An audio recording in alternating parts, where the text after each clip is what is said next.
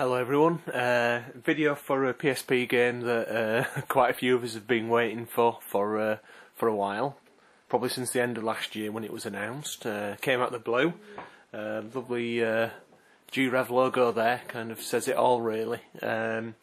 This is the Japanese PSP version of Gunhound EX, and this is the limited edition, or the collector's edition, or whatever you want to call it. In an oversized box, as you can see.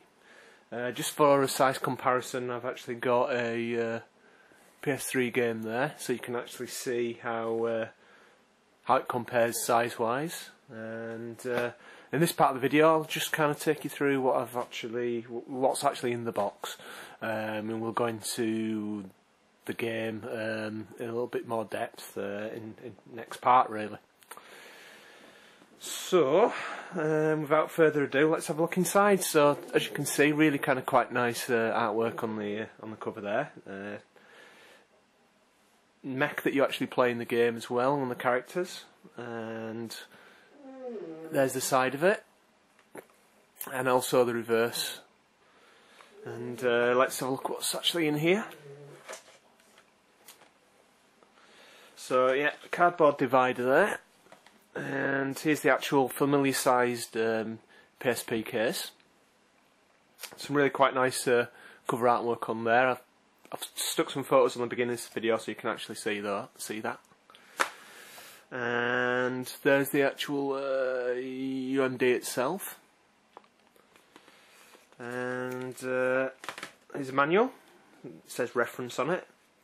It's quite, it's quite a functional manual. There's a few nice bits of artwork at the end, some kind of character profiles there,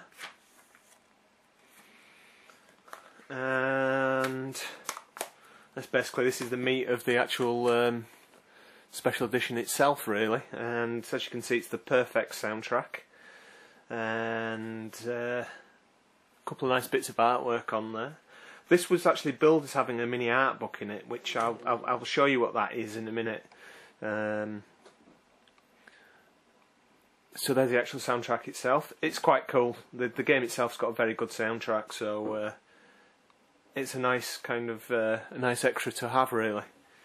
And the mini art book side of this is basically the CD inlay there, and there is quite a lot of concept art in here as well. I'm not sure it's a full-blown art book, but as you can see, there's some, there's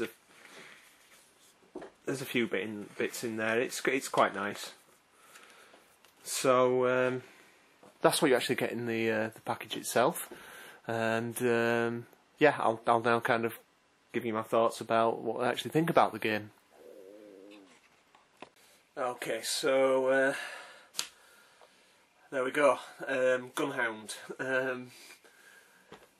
Well, what can I say about the game? I kind of went into it with pretty high expectations, really, because obviously we look at g.rev's kind of releases, and I'm a big fan of a lot of their games, and yeah, on the back of some of their recent releases, I had a little bit of trepidation. I mean, I shouldn't have done them, really, but completely and utterly unfounded. The game's fantastic. It's very, very good.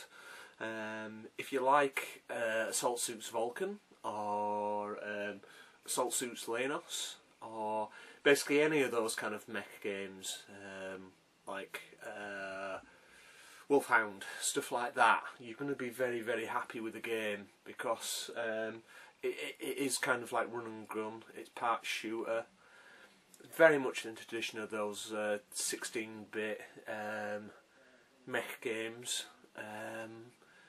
but kind of on a modern system.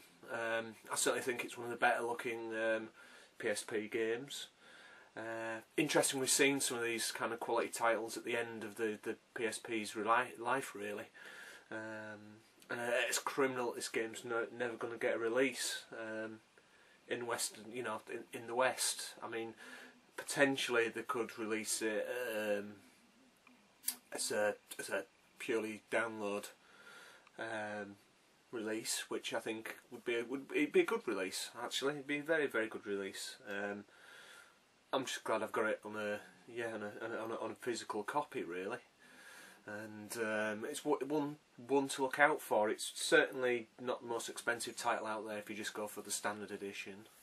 The limited edition's still available, and as I say, it was about £45, including postage and packaging. So there is some even better deals out there for it. Ami are doing it quite cheap. So yeah, I mean, the game's got a fantastic soundtrack too. It's good that the soundtrack CD that you get every with it's fantastic. It's certainly very epic. The control system feels familiar to those kind of like old 16-bit games. You'll find yourself kind of like in the swing of things very quickly. And from the limited playtime I've actually had on it, there's plenty to do. Tons and tons of options. A lot of the menus are in Japanese, and a lot of the voice acting's Japanese, but it doesn't detract from the experience. At the core of it, there's a very competent game there. So it's definitely one to take a look at if you're a PSP import gamer. Or, I mean, the joy of the system is it's region free, so you can import it to your heart's content. It's funny, I got it from PlayAsia, and they used to be very funny about kind of sending Sony games out, because Sony at one point were quite kind of litigious about games from other regions being sold, and I'm sure PlayAsia didn't want to take the risk, even though there were other people out there who'd gladly export it to regions outside of Japan. So it's one I had no problem kind of picking up, really. As I say, it's like I've hardly played on my PSP over the last 6 months, and first thing I had to do when I actually got the game was recharge the PSP, which took no time at all, and felt very strange playing using the PSP after using the Vita. It just seems a more compact machine. As I say, I think my one criticism of the game is the loading times, but you know, it's not a huge issue. Waiting 30-40 seconds for a game to load, it's not the end of the world. With some of us are from the old 8-bit days, and it's not really, is it? So cool. Right, next section I'll kind of take a look at the gameplay in itself. So yeah, I'll see you in that section. Okay, so unfortunately I've got no real means of capturing footage of PSP games other than sticking my camera in front of the actual screen itself.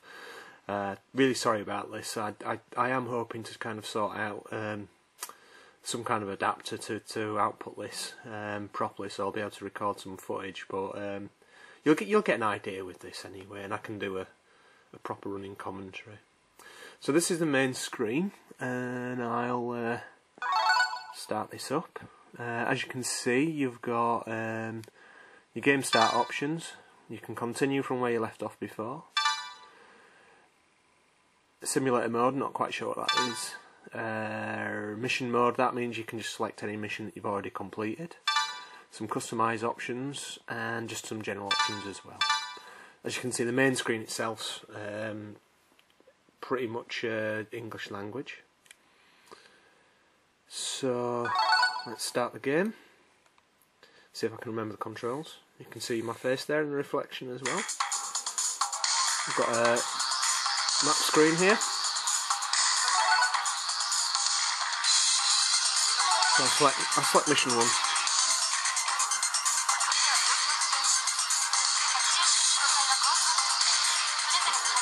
As you can see, yeah, language all in Japanese, but it's not really that important. It'd be good to know what's going on, but gameplay itself, it doesn't hugely affect it, I don't think. Let's just get past this. So I'll have a go at level 1, and I'll try not to die too much.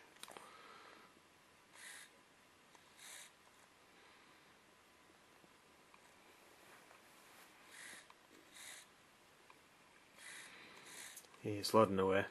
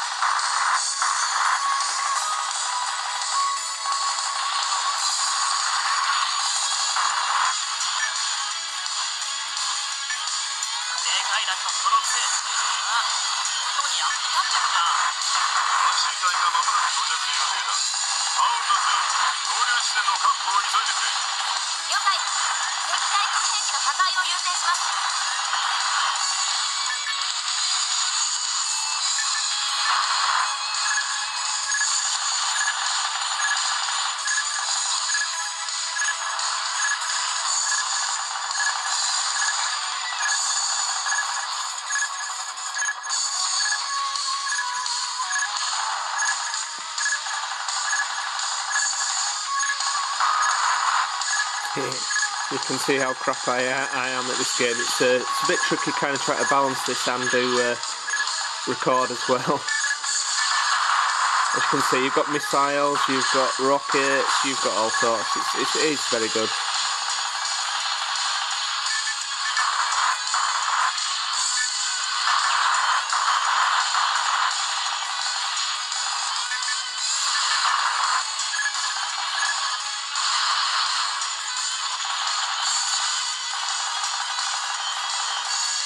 Yeah, the top button, the top left button kind of freezes the direction of your fire. Oh,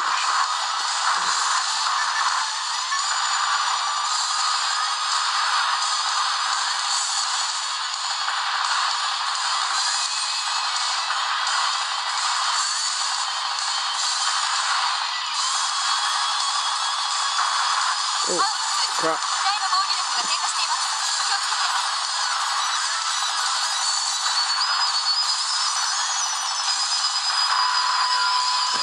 There we go. So yeah, a brief view of what you can expect. A brief and awkward view. Sorry about that, chaps. Okay.